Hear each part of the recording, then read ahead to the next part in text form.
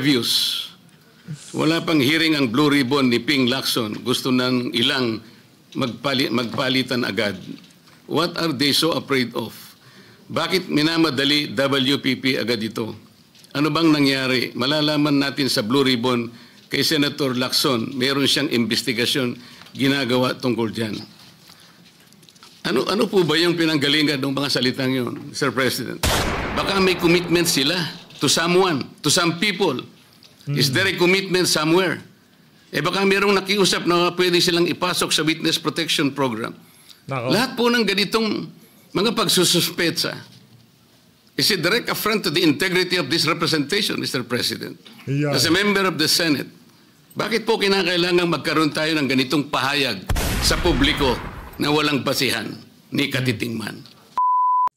Lahat ho nang nangyayari na yan sa Senado, kagagawan ho lahat nitong si School Bukol. Mula ho nung naupo siya bilang Senate President, nagkahindot-hindot na Senado. Sa agupaan ho nitong si Senator Rodante Marcoleta at nitong si School Bukol ang panunuorin natin dito sa video na to. Pero bago yan, isang like at isang subscribe, masaya na ho tayo dyan sa mga gusto sumali sa ating community. Alam nyo na ho gagawin.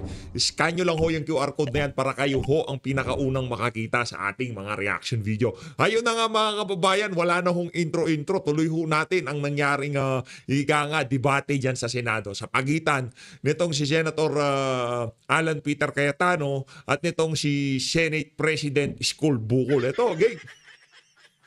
Some things. But whether he will say it or not, Mr. President, no? I don't know the pleasure of the body sa plenary. At mas marami naman kayo eh. So kung gusto nyo dito sa Senate, di okay. And I think Senator Estrada also found out that both in the PNP custodial and in the Pasay City, walang taga-usaha. Tama ba yun? Sa custodial, hindi totoo na it was under the custody of USAA kasi walang taga-USAA ang nandun. So we do not know what transpired during that time. Kasi pagka under contempt, hindi punishment yun eh. Binibigyan mo ng oras yung witness pag isip-isipan. Kung magsasabi ng totoo, hindi. But if we allow people to come in and talk to him, hindi mo na alam kung sino nag-guide sa witness na yon. Ang pwede lang yung abogado niya, maybe his family, di ba? So I think this is legitimate without pointing fingers to anyone. I don't know what the Discayas will say. I don't know what Bryce Hernandez will say. Let them say everything they want to say. As Senator Ping naman said, may resibo. Pero katulad kay Joel Villanueva, peke yung resibo, ghost yung resibo eh. Hindi pala screenshot yun eh. Pinicturan pala ang cellphone. Ang screenshot, cellphone, sinave mo yung screen. Eto, cellphone, kinunan. O, sabihin mo na, sige, let's not on technicalities. Tapos tignan mo yung laman. Yung laman, member daw siya ng CA, hindi siya member ng CA doon. At tapos na. Kay Senator Jinggoy, naka-Amerikana. Minsan na nga lang mag-Amerikana yung tao eh. Yung birthday niya. Pero ang picture sinabi, birthday niya, hindi naman. So, yes, may resibo. Pero may peking resibo eh. But we will address that at the... Grabe, napakahusay ho talaga nitong si Senator Alan Peter Cayetano. At kung sang-ayon ho kayo na dapat siya ang maging Senate President, i-comment nyo na ho yung mga punto de vista dyan sa comment section. At the right forum, Mr. President. But, again, we have to follow the rules. Sabi ng Supreme Court sa case ni Vice President Sara, sa tamang paraan, sa tamang panahon. Senator Marcoleta, will you... Yeah, isa pang same issue eh. Same issue ba? Yeah, same issue. Kung maging Senate President itong si Senator Alan Peter Cayetano, hindi naman natin pinapangarap na makuha nitong si Senator Rodante Marcoleta yung pro tempore, yung majority leader. Okay na tayo dyan sa Blue Ribbon Committee. Talagang mahusay ho yan pagdating sa usaping legal. Yan si Ping Lacson, expert ho yan sa usaping pagpapakaaso. By the way, baka magkalimutan tayo, nabasa ko yung post nito si Pambansang Dalaga. Sino bang contractor ng New Senate Building? Doon na muna tayo. Sino ang contractor ng New Senate Building? Anak ng toko, ang galing-galing sa mga contractor eh. Tagal-tagal ng tinatay yung visit na Senate building na yan, ginamit dyan yung pera ng sambayan ng Pilipino, wala silang maisip. Hindi ko nila naisip na ilagay sa edukasyon, hindi naisip na ilagay sa armed forces o kung saan na po magkapakipakinabang na direkta makaapekto sa pamumuhay ng bawat isang Pilipino. Ilinagay ho nitong si Lacson doon sa new Senate building. Sinong contractor ron? Bakit hindi pa tapos? Baka ano yan ha? Baka substandard yan ha? Sabagay, kung substandard yan yung pinakamagandang substandard na pwedeng nagawa ng kontraktor na pabor para sa sambayan ng Pilipino. Kung sakaling nandiyan na sa loob lahat ng senador ng mga buhaya, pero lang mamatitino siyempre. Mga buhaya senador, sabay gumuho yan, okay na okay ho tayo dyan.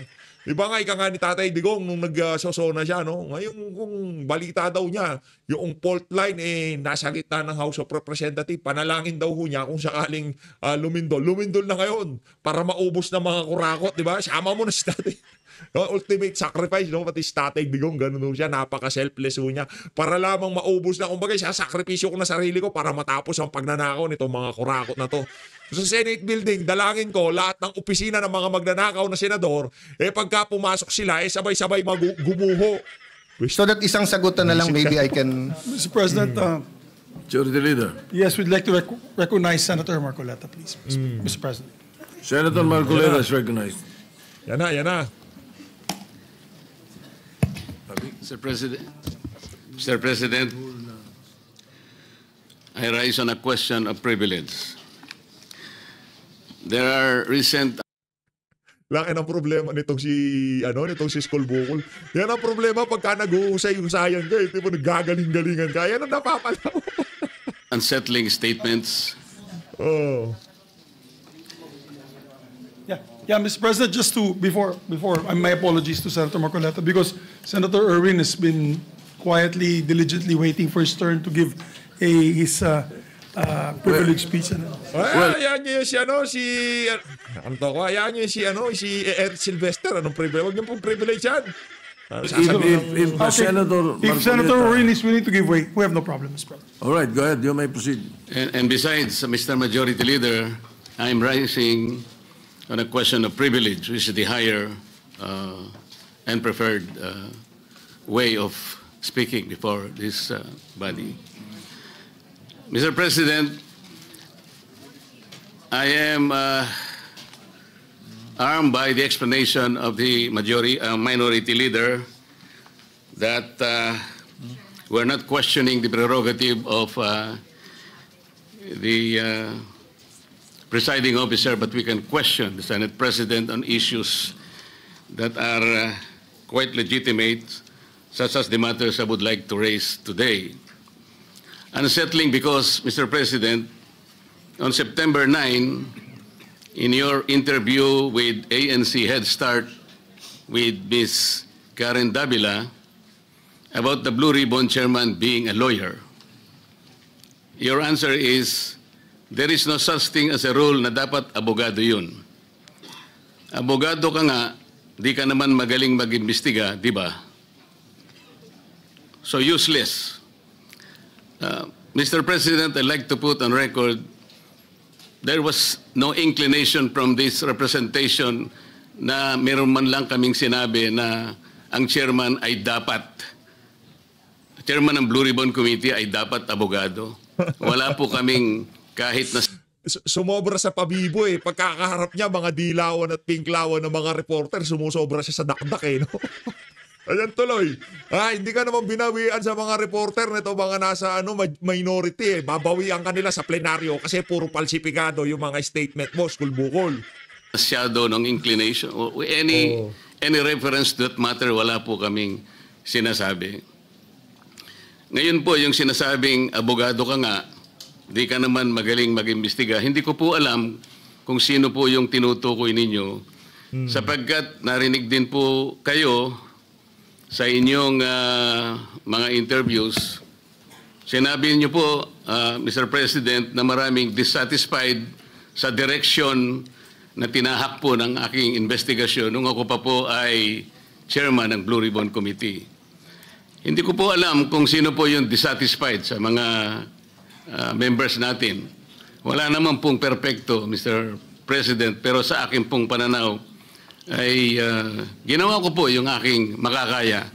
Kung meron man po akong pagkukulang, ay humihingi po ako ng tawad sa aking mga kasamahan sa Blue Ribbon Committee. Ngunit hindi ko po sinadya na ilihis sa direksyon ng tamang pag-iimbestiga ang ating Blue Ribbon Committee. Noong September 10 po, ito yung humility talagang kitang-kita sa mga nung mga senador na nasa tamang katinoan, hindi yung tipong pagka umasta sa interview, ako magaling, ako kaya ko yan, may lalabas natin katotohanan, hindi pwedeng ganito, dapat ganyan, di ba? Ganyan sila, si Lacson, ganyan. Si Soto, ganyan, di ba? Yung tipong napakaano nila, parang sila ang sentro ng universe pagka sila nagsalita. Sila lang magaling. Sila lang dapat pakinggan. Di ba? Ganyan sila. Ganyan yan. Kaya mag-ingat ho kayo sa mga pinapakinggan nyo. Pagka meron ganong klaseng traits na yung tipong, ako magaling, ako pakinggan nyo, ako mahusay, ako dapat ng dyan.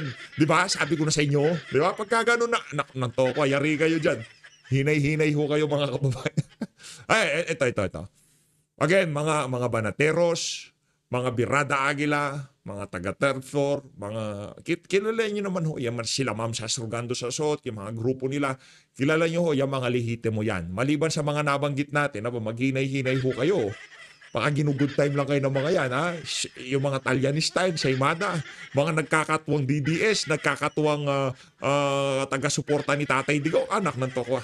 Yari ho kayo dyan. 2025, ang programa pong Sa Totoo Lang, sa 1PH, nandun po yata si Job Francisco, Chicky Berhel, Cheryl Cosim. Ang sabi po ninyo, with reference to the affidavit of the Discayas, may suspetsa kami na inedit yung affidavit. Mr. President, ito po ay indirect affront to the integrity of this representation. Yung lamang pong pagsuspetsahan niyo na inedit yung affidavit, paano kayo nagsuspetsa? Ano po ang ginamit ninyong batayan at pagsususpetsahan ninyo na maring inedit yung affidavit? Ako po bilang chairman ng Blue Ribbon Committee, nagpakaingat-ingat po ako nung sila po sa pamamagitan ng kanilang mga taga-lapit, ay minabuti ko pong hingin sa kanila. Sumulat sila sa akin para malaman ko kung talagang meron silang kagustuhang magpahayag ng kanilang saloobin tungkol sa dinidinig natin sa Blue Ribbon. At gusto kong masatisfy ang sarili ko, Mr. President, kung totoo nga at kung bakit nila gagawin. So nakareceive po ako ng sulat sa kanila, handwritten. At nung malaman ko po na talagang galing sa kanila ang pagpapahayag na voluntaryo, sinabi ko, sige, gawin ninyo. At kinakailangan, bago nyo ibigay sa akin, notaryado na yun. At yun pong affidavit na yun, o subscribe sworn statement, Mr. President, ay naibigay sa akin, araw na po, maggagabi na po ng araw ng linggo, in a sealed envelope.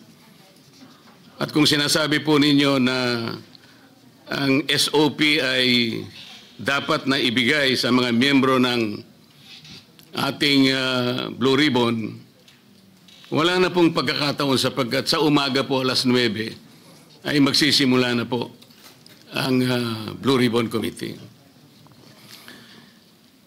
Noong September 14 po sa Twitter ninyo, meron po kayong binanggit at ito po ang nakasulat. Very depth. Bantay sarado kayo kay Senator Rodante Marcoleta. Akala nyo mga walang niya kayo, makakalusot yung mga pa-Twitter nyo yan. Lahat ng interview nyo, akala nyo pinapanood ni Sen Marcoleta yan. Kaya pagka mayroong sablay na sinabi tong si School Bukol, anak ng tokwa, di ka abogado, bumabla ka dyan sa podium, baka pag nagalit sambay ng Pilipino, bigla silang sumugod dyan sa Senado na yan. Anak ng tokwa, maghahalo ang balat sa tinalupan. Kung gusto mong magkaayos-ayos, School Bukol, alam mo na gagawin. Views. Wala pang hearing ang Blue Ribbon ni Ping Lacson. Gusto ng ilang magpalitan agad. What are they so afraid of? Bakit minamadali WPP agad ito? Ano bang nangyari? Malalaman natin sa Blue Ribbon kay Senator Lacson, meron siyang investigasyon ginagawa tungkol dyan. Ano po ba yung pinanggalingan ng mga salitang yun, Mr. President? Sino po yung natatakot? Sino po yung nagmamadali? Kung ang inyo pong tinutukoy ay yung aking sulat para irekomenda na mag-apply sa Witness Protection Program ang mag-asawang Diskaya, yun po inaayon sa batas, Mr. President. Ito po ay inaayon sa Section 4, Republic Act 6981. Ito po yung Witness Protection Act.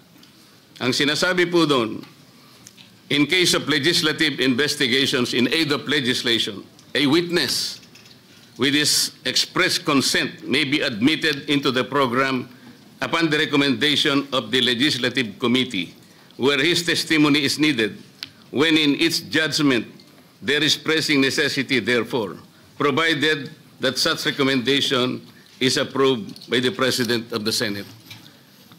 Ay, no.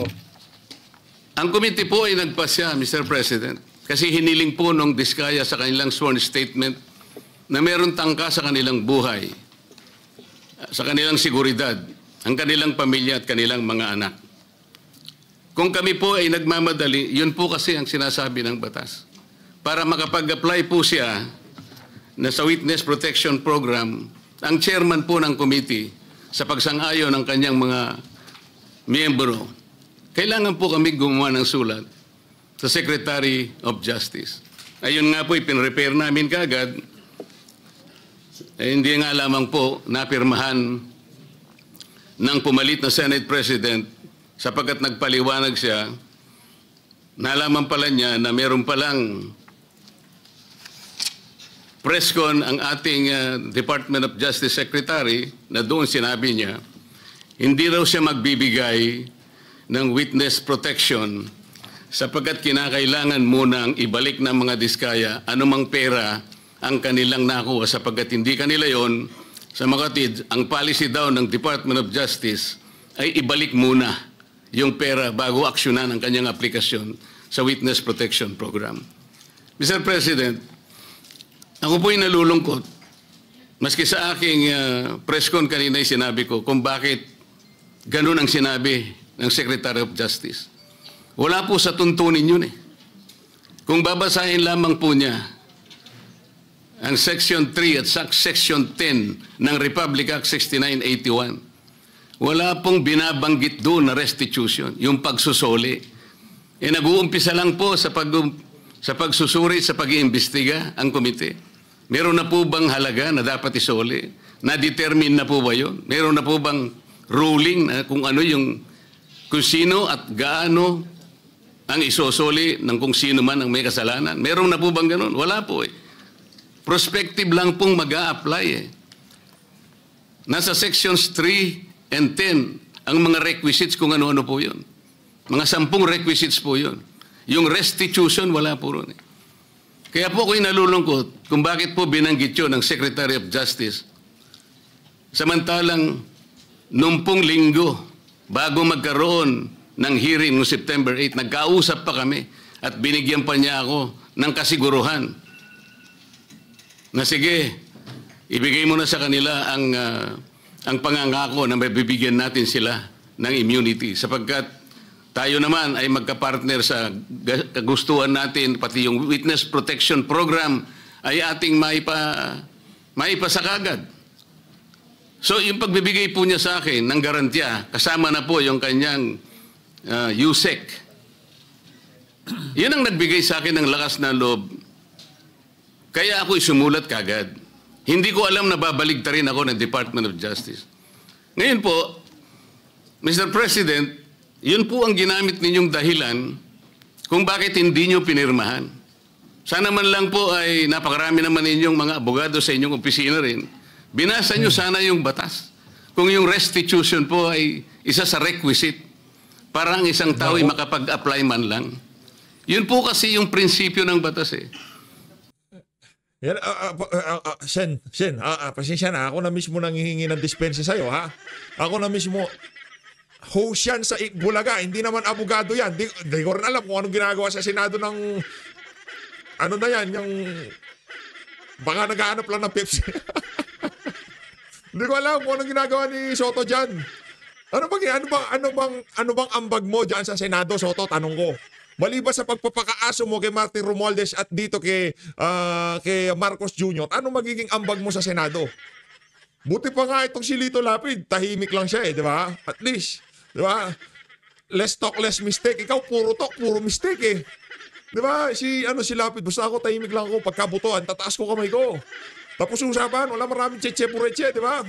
Itong si Soto, kung saan siya mapunta, dumadakdak siya. Punta siya sa ANC, dakdak siya ng dakdak.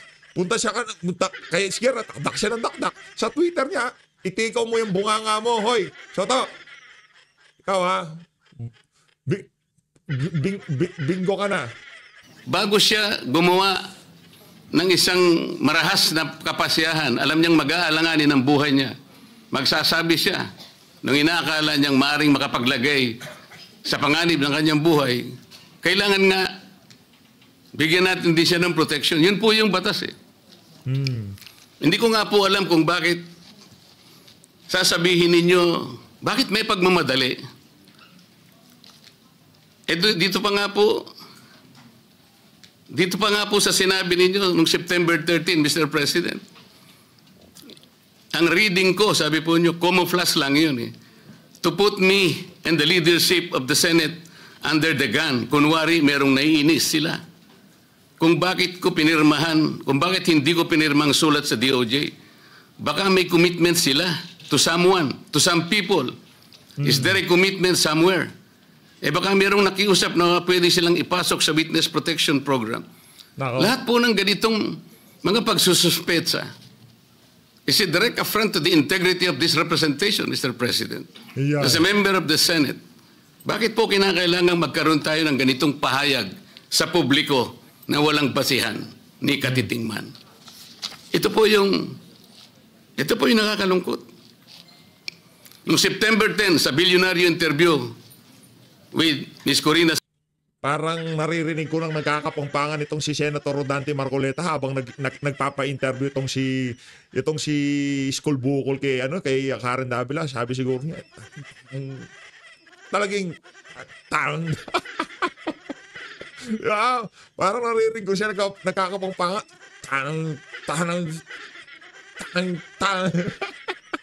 Sanchez. Oh. Ang tanong po ni Ms. Corina, Bryce Hernandez, natatakot daw po siyang bumalik sa Senado. May basihan po ba ang kanyang pangamba? Yun po yung tanong niya sa ating Senate President. Ang sagot po ng ating Senate President, sabi niya sa House. Makatid, parang kinonfirm niya. Ang nangyari, yung mga congressmen nag-request na kung pwede daw, huwag ibalik sa Senate dahil meron daw siyang binabanggit ng mga senador.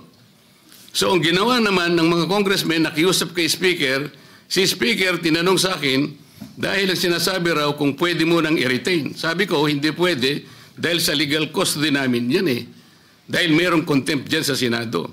Nakikiusap sila kung pwede na wag sa Senate mismo, hindi naman i-retain sa House. Ang umandar sa akin, siyempre, yung tinatawag na parliamentary courtesy. Kasi meron silang nakakontempt doon, yung si Mendoza, gusto rin naman namin kunin yun. Alam ko later, iimbitahan namin yun. So ang nangyayari po, Mr. President, kaya ba dinidiscredit, kaya ba pinagsususpetsahan yung Diskaya, sworn affidavit, sapagkat may binanggit siyang 17 congressmen? Yun po ba ang dahilan? Bakit naman po nung yung Hernandez ay nag-testify sa House, bakit kagyat nating pinakinggan naman ang kanyang katwiran? Dahil may binanggit naman siya, di umano, na may kasalanan na dalawang kasama natin dito. At saka siya nagsabi na, huwag niyo na akong ibalik doon, sapagkat manganganib ang buhay ko. Ang maliwanag po dito, pagka ang nagsasalita si Bryce Hernandez, parang merong kagad pagpapatibay. Parang pinaniwalaan na natin na maaaring manganganib ang buhay niya sapagkat meron siyang binanggit na dalawang kasama natin. Paano yung buhay ng Diskaya na inimbitahan nila doon? Na binigyan bigla na lang nating wala man lang tayong aksyon. Samantalang 17 congressmen ang binanggit niya. Hindi niyo ba naisip manganganib din ang buhay niya? Pero walang nagsalita. dito sa atin. Yun po yung aking nakikita. Huwag po tayo mag-aaway-away. Ang ating pong hinahanap ay katotohanan lang. Pero kung ganito po ang gagawin natin, manggagaling po sa ating Senate President, magpapalipad po kayo ng salita na kami po ay wala namang kinalaman. Lalong-lalo na po ang representasyong ito. Kahit minsan wala po akong sinabihan na mas magaling po ako. Wala po akong sinabing ganun. Ang sinabi ko lang, ang pagkakaiba po ng investigasyon ng Senate Blue Ribbon Committee is in aid of legislation. Kung ang direksyon ko pong yun ay mali para sa inyo, nasa sa inyo na po yun. Pero yun po ang nalalaman ko. Sa 3 pagdinig lamang po, nasabi ko na po kanina sa press con, sa 3 pagdinig pa lamang po namin, nakita ko na po ang pangangailangan ng halos 14 na legislative measures na dapat natin kagad na ipasa para sa ganon, maayos natin, ma-address natin kagad ang malalang problema ng corruption sa ating bansa. Maraming salamat po sa pagkakataon, Mr. President. Thank you, Senator Marcoleta. Majority Leader? Yes, Senator Kiko Pangilinan would like to be recognized, Mr. President. An objection? Sige ko, Hearing Maching. none. Senator Kiko Ay. Pangilinan. Bumaba si Soto. Hindi niya kayang harapin yung mga pagsasalita nitong si Senator Rodante Marcoleta. Kapal kasi ng pagmumukha nitong si Skol Bukol, no? Nagasik na naman siya ng lagim. Nawala na naman ang atensyon ng sambayan ng Pilipino sa issue ng flood control. Doon sa mga ibinulgar nitong si Sara Diskaya, diyan sa Blue Ribbon, nabaling ang atensyon ng ating mga kababayan sa pagpapakaaso nitong si Soto dito kay Martin Romualdez. Gusto nyo pa bumarinig tong si si Kiko Maching? O sige, bigyan mo natin ng isang It's recognized. Thank you, Mr. President. This is not an interpellation, just a manifestation. Mr. President, bago pa man naglabas ng affidavit ang mag-asawang Diskaya, nag-comment na po ako dahil narinig ko doon mismo sa hearing nung tinanong siya nung ilang mga senador,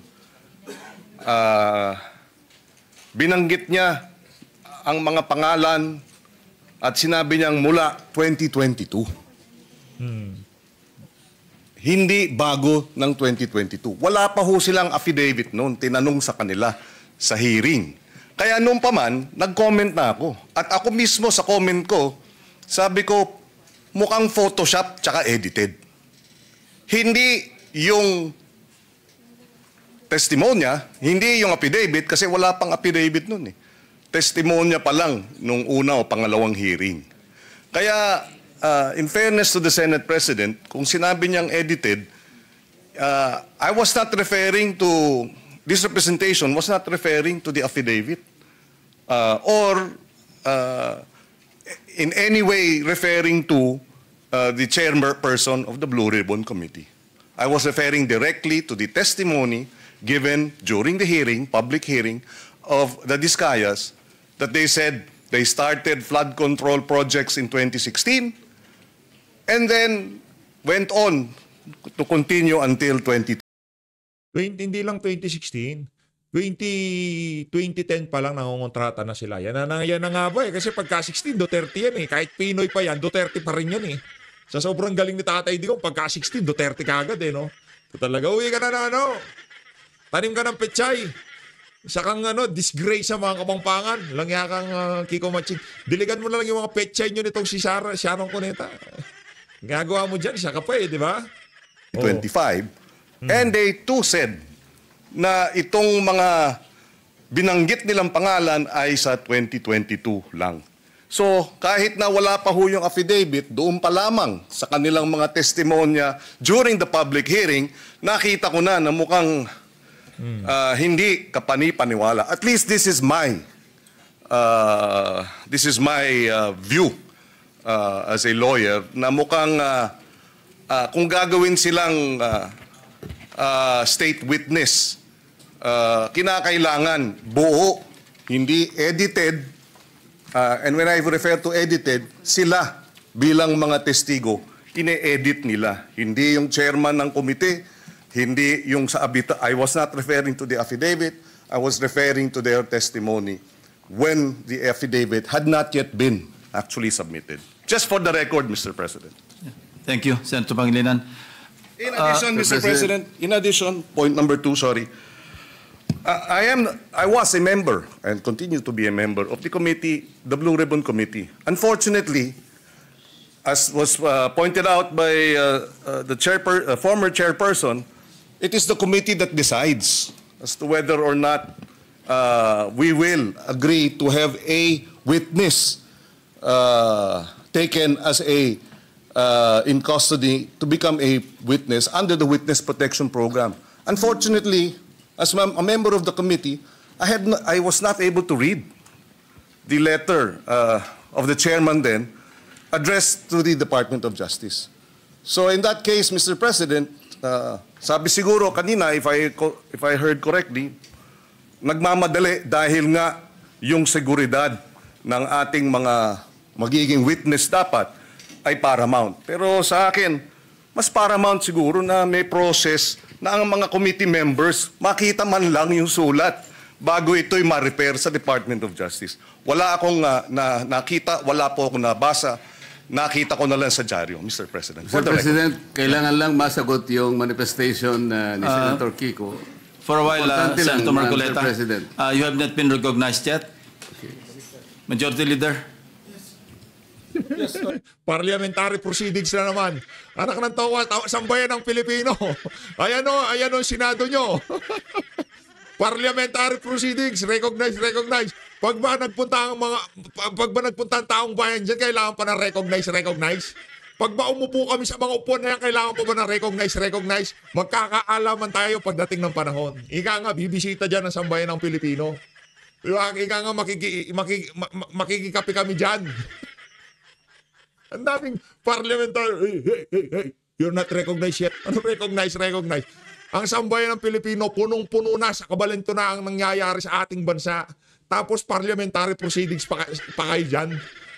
Mas mainam pa siguro, yung mga babae magsabuntan, yung mga lalaki magkurutan na lang kayo dyan, di ba?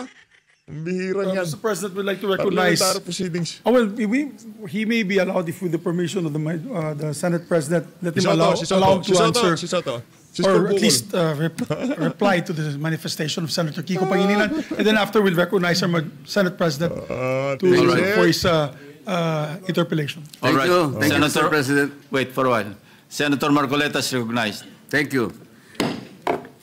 Wait po.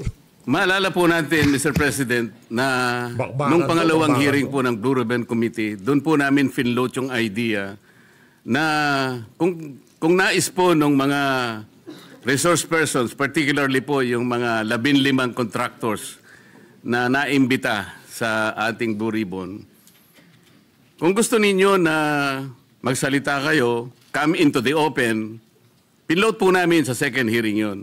Makakatulong po kayo sa Estado, lalong-lalo na po kung magbabanggit kayo ng mga taong alam ninyo na mas malaki kaysa sa inyo kung bakit nangyari ang matinding korupsyon sa ating bansa. So pinupload po natin yung idea na maaari silang mag-apply under the Witness Protection Program.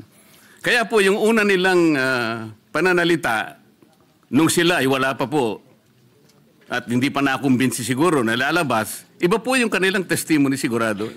Ngunit nung malaman nila na may pagkaseryoso naman po yung offer namin, na kung makakatulong po kayo, magsabi na kayo ng totoo, baka po, sabi namin, yung criminal prosecution, Galing mag-cover up nitong si Soto. Ang galing niyang pinagtakpan nitong si Zaldico. Pero mamaya, meron pa tayong Zaldico. Kalmahan nyo lang mga kababayan. Si Terry Redon, natunga nga siyang gano'n, natanga si Terry Redon Meron pa tayong meron pa. Kalma lang. Mamaya mga pagkatapos nito, balagbag na ulit tayo. dispense na yon, pinaka most likely siguro, pagdating ng araw, civil liability na lang ang haharapin ninyo. Meron po akong paniwala na pinag-isipan nilang mabuti yon, kaya lumabas yung mag-asawa na yon. Nung lumabas sila, natural dahil sa magsasabi na sila ng totoo, lalabas po talaga kung anong gusto nilang sabihin. Maring taliwas po doon sa narinig na nauna na pahayag ni Senator Kiko. Sa mga tweet, hindi po pwedeng pagbasihan yung nauna nilang pagsagot sapagkat hindi pa sila nakapagpasya na kanilang sasabihin na kung ano yung nalalaman nilang totoo sa kanilang kalooban. Yun po yung totoong nangyari ron.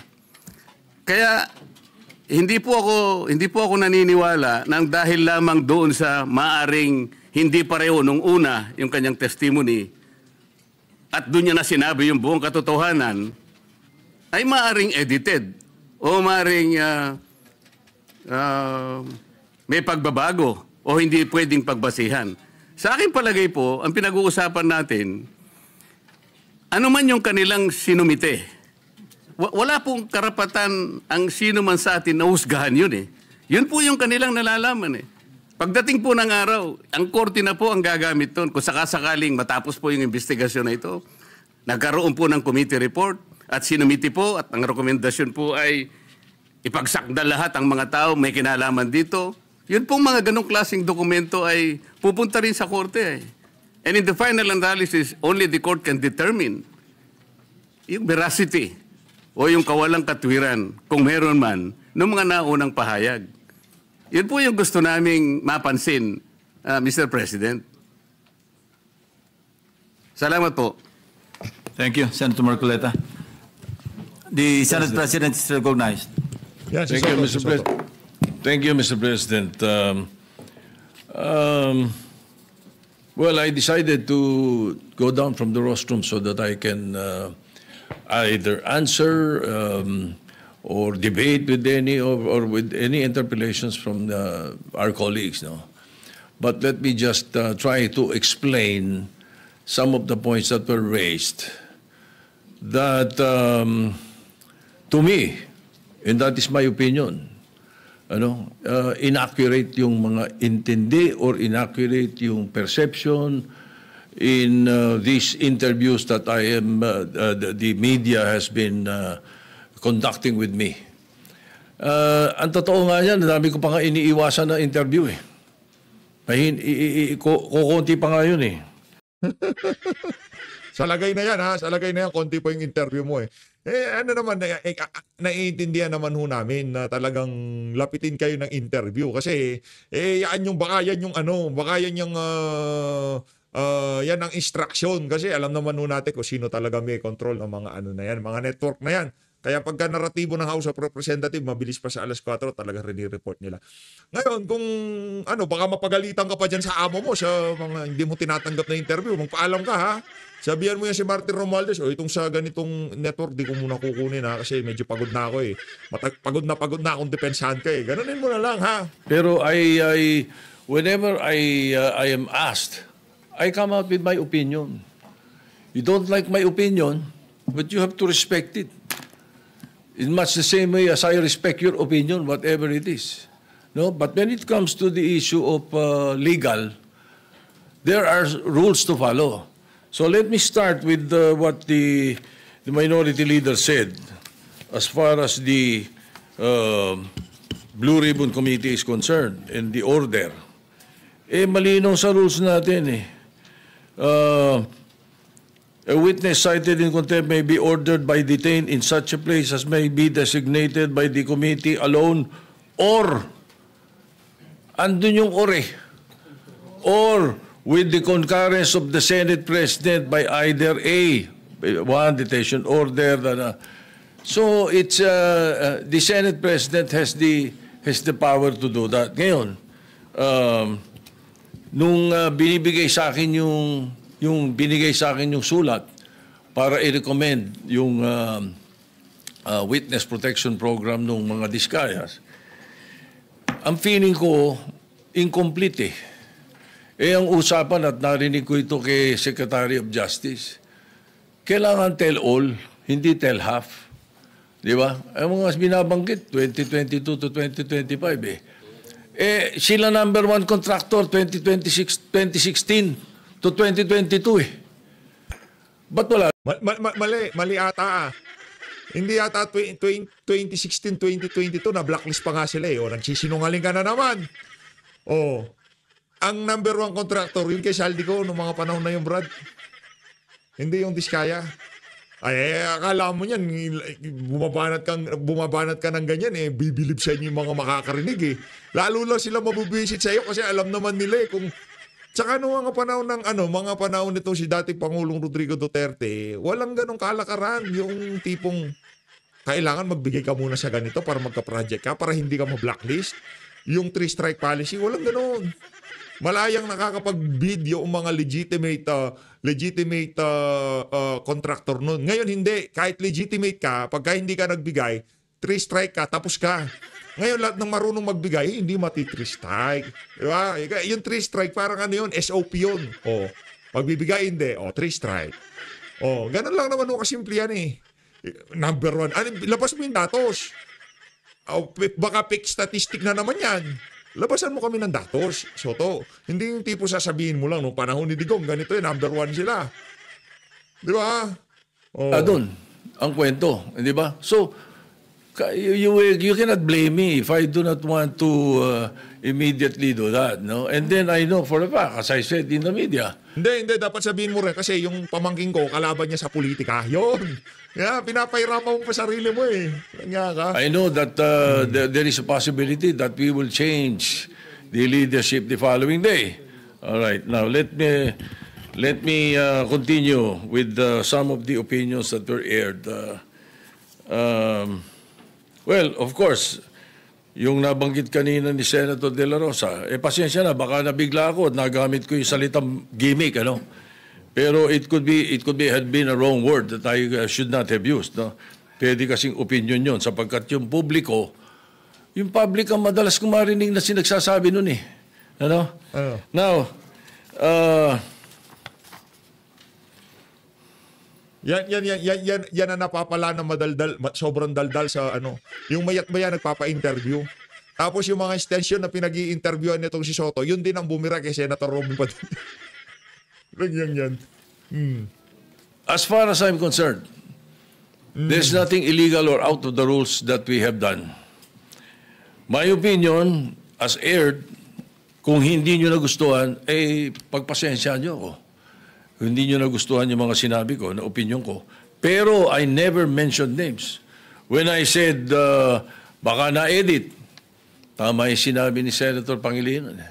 Iba yung thinking eh. Bakit iisipin nyo kagad na pinapa-edit ko yung affidavit? Hindi ba? Hindi eh. So, and when I say those things, you should not feel alluded to. Wala naman akong binanggit na pangalan eh. Di ba? And then yung tinatanong, binanggit yung tungkol sa si Pepsi Paloma. Huwag kang magalit. Wala naman akong binabanggit na pangalan eh. Pepsi Paloma pa lang eh. Di ba? Pagka yan magagalit ka na kagad. Pepsi Paloma. Huwag kang magalit. Baka maya-maya mapipikon ka na yan eh.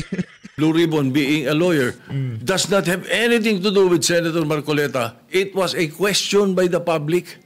It was a question even by Secretary Claire Castro or Attorney Claire Castro. The question was, di ba kailangan abogado yun? So that was asked of me. And I said, no. Nothing in the rules says so. Wala naman talaga eh. As a matter of fact, we elected Sani Alvarez as Blue Ribbon Chairman for 2 years. And he's not a lawyer. Binagdebatihan na namin nila Neptali Gonzales yan, saka nila Ernie Maceda yan, matagal na. Ano?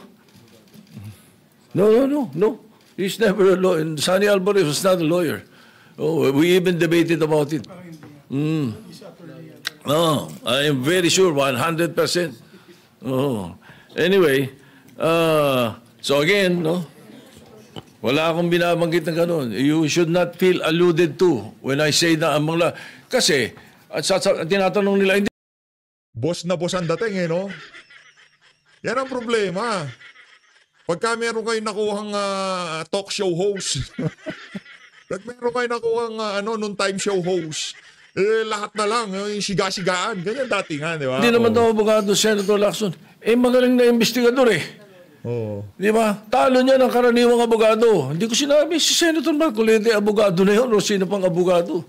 I never mentioned any name.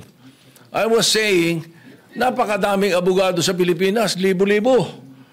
So a lawyer who was not well-versed in investigation, mas gusto ko na yung investigador. That was my point. Ano ba? why will you feel alluded to, Mr. President, if I did not mention your name? Di ba? Umiikot lang ang mundo, Pepsi. Ay, Pepsi. Soto, umiikot lang ang mundo. Wag kang masyadong mayabang. Wag kang masyadong mayabang. Umiikot lang ang mundo. Yan lang masasabi ko. Baka kung ano pa masabi ko, Pepsi na naman. Soto, Now,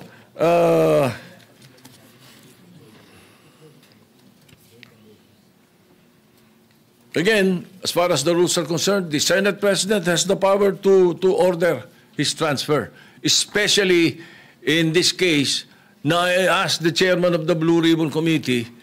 grabe, bawing-bawi yung yung pera nitong si Paldong-paldo no? Yung sulit na sulit yung binayad para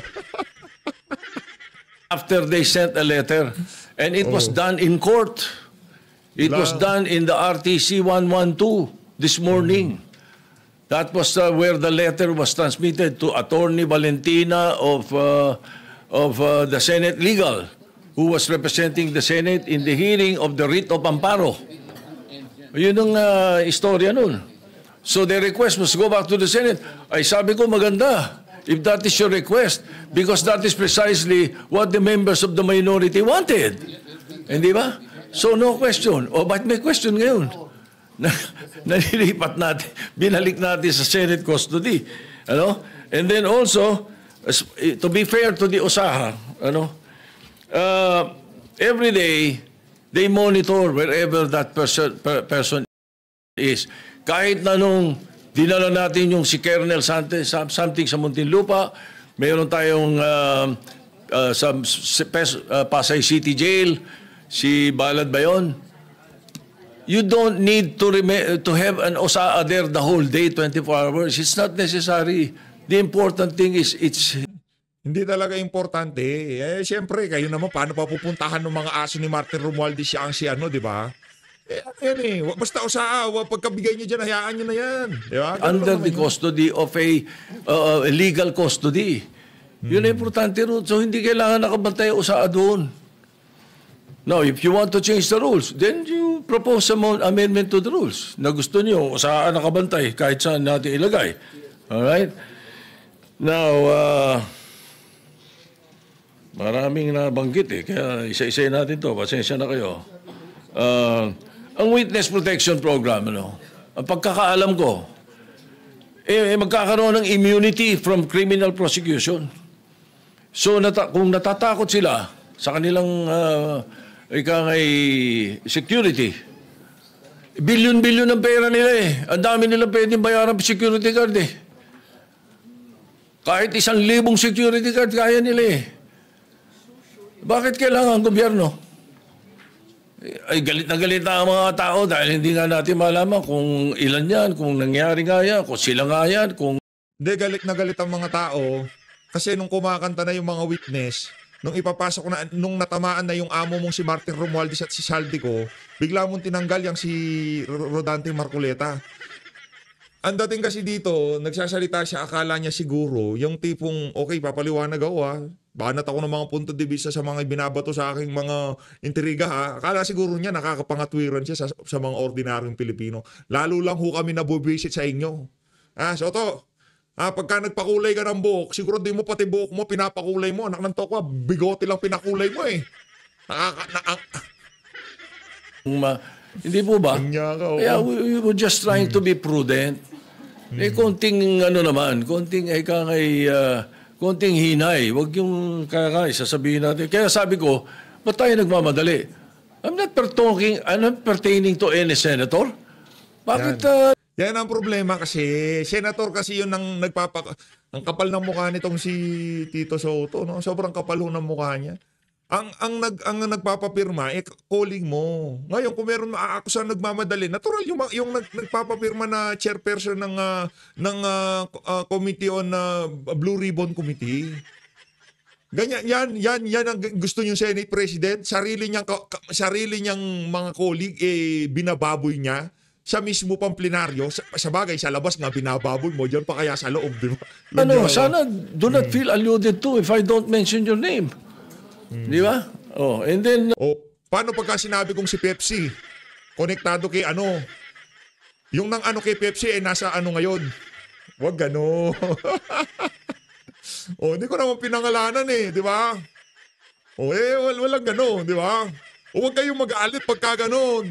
Nang kakaso-kaso pa kayo eh. Di ba? Huwag gano'n, pangit nung gano'n, di ba? Tinutukoy kong Pepsi, ng ano, yung binuksan yung Pepsi at ininom nitong si Pepsi. Di ba, Pepsi? Sabi ko, State witness, there is no other direct evidence available for Malaking guluho ito, mga proper kababayan. prosecution eh. So, it is not applicable to the Discayas. At saka na, hindi rin pwede sapagkat ang merong nagko-coach sa likod. Sino yung nagko-coach? Si Mig Zubiri? Yung tinanggal bilang Senate President? Galit dito kay Chis Escudero kaya nakiapid dito sa puti ang buhok na to? Oy, Migs ha, kala mo, makakalimutan namin yan. Markado ka na sa sambayan ng Pilipino. pananaw ng karamihan, na pananaw ng taong bayan, sila most guilty. Hindi. Ang pwede sa witness. Hindi. Wag mo uyang ka na naman. Nagtutunog congressman ka eh. Wag mo sabihin sa pananaw ng karamihan, pananaw ng sambayan. Hindi. Pananaw ng karamihan at sambayanan, yung mga pinoprotektahan mo dyan sa House of Representatives, sila ang most guilty. Naiintindihan mo namin to. Wag nyo ho kaming gawing tanga, okay? Wag nyo ho kaming gawing tanga dito, Senator Soto. This protection program, yun, not the most guilty. Yan, sige. Ayun ang sinasabi ng batas. Okay, yak. Yaking ka eh. Anyway. Pagka nababanggit yung pangalan ni Pepsi, nagagalit ka eh. Ay, Direk Daryl Yap, palabas mo na yung ano, Pepsi. Tingnan ko kung nandun si ano. Gusto ko makita gusto ko panood yung video mo, ha? Direk Daryl Yap. As I said, the Senate President has the power to order the transfer. And if I have used a word that does not conform to your palate, then pagpasensyahan nyo. Pag ganun, pagkat karamihan ng binanggit ko, opinion ko. Kung ako ini-interview ng media, I always, as far as I'm concerned, tell the truth. Ako, opinion ko, yung nangyari kay Pepsi, talagang nangyari yun. At yung mga, yung uminom kay Pepsi, kalma. Pag ang media kausap mo, kausap mo taong bayan eh. Ganun yun. Kaya iniiwas. Akala ko pagkakausap mo media, kausap mo si Martin Romualdez dahil pinapanood niya kung ano sasabihin mo. Mali na. Sorry. Isang ko na hindi ako magsabi ng totoo. Kung opinion ko hiningi, binibigay ko opinion ko. Hindi ko tinatago. Yeah. So if you don't like my opinion, I'm sorry, Mr. President. But that's how it is. Thank you. Yeah, Mr. President. What is the pleasure of the minority leader? Yeah, Mr. President, because I mentioned some... Ang nagko-coach pala yung si Mig Zubiri, yung Senate President na natanggal ngayon, supot pa rin. Kaya nakiapid na lang siya dito sa puti ang buhok. Ayun na nga mga kababayan, dito na natin tatapusin ang ating reaction video. Nagkakagulo ngayon sa Senado. Maraming salamat mga kababayan. Mahalin mo natin. Pwera lang itong si Pepsi na naman. Itong si... Mahalin mo natin. Ay, nako.